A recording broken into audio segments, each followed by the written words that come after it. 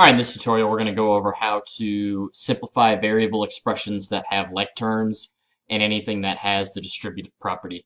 In order to combine any two terms that are alike, they have to have the same variable. Oh boy.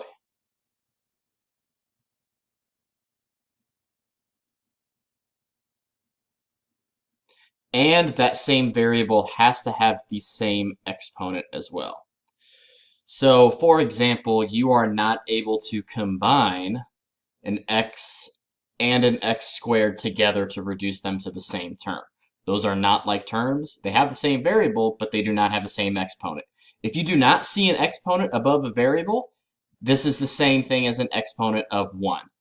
But if you don't see it, assume it's a 1. Otherwise, it's going to have a number on there to indicate what the exponent is. So for this first example, you have a 12p plus p. All this tells you is that there are 12 p's in this first term, and there is 1 p in this term. There's an invisible 1 coefficient in front of this. If you don't see a number, its coefficient is 1. So all you have to do is to add the numbers in front, because the problem tells you to add. So 12 plus 1 becomes 13p. Same thing on this second one, but you have multiple terms, and you just have to make sure that you are combining the correct terms together. Now this is an 8r. This is a 7, this is a negative 6r, and this is a negative 5. When you are combining like terms, since you have to have the same variable and exponent, you have to combine this 8r with something else that has an r with the same exponent. Well, right here we have a negative 6r that has the same exponent. So you're going to combine a positive 8, and a negative 6. Since they are different signs, you're going to subtract and keep the sign of the bigger number. 8 minus 6 becomes 2, and you keep your variable right there. Now for the other terms, you have a positive 7 and a negative 5. You do the exact same thing. You combine and do exactly what you see. Positive 7 minus 5, they're different, so you subtract. 7 minus 5 is 2, and you keep the sign of the bigger number, which is a positive. All right, the distributive property is when you have a number on the outside of the set of parentheses, and all you have to do to reduce that distributive property is to multiply that outside number. And I know in our definition right now it says number. You could be seeing variables in the future, but you're just going to multiply that outside term to every single thing on the inside.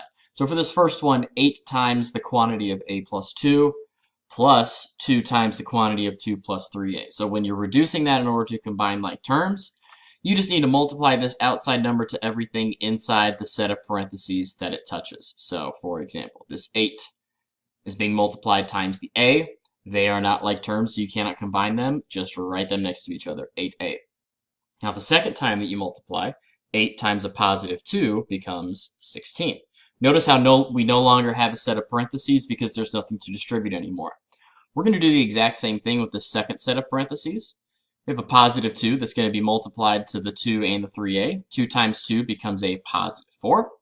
And 2 times 3a, you can multiply the like terms of the numbers, so 2 times 3 does become 6. That is your combining like terms.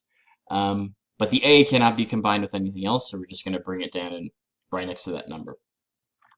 Okay, then from here, we're going to go through the exact same process that we did in this last example up here. So this 8a can be combined with the 6a. They're both positive, they're the same signs. You're going to add 8 plus 6 is 14, and you have 14a's.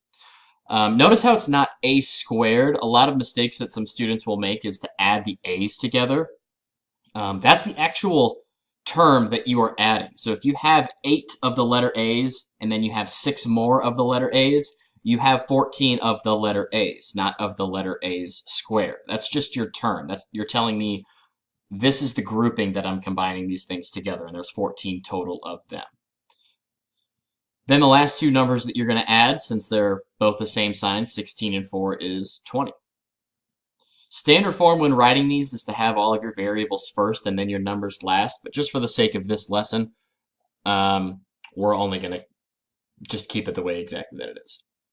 Then for this last one, sometimes you may see a number at the end of your set of parentheses, but notice how this multiplication dot still tells you that it's being multiplied, so we're still going to distribute that number into both things on the inside of the parentheses. So since we read left to right, I'm going to start with the first number. 3 times 8 is 24.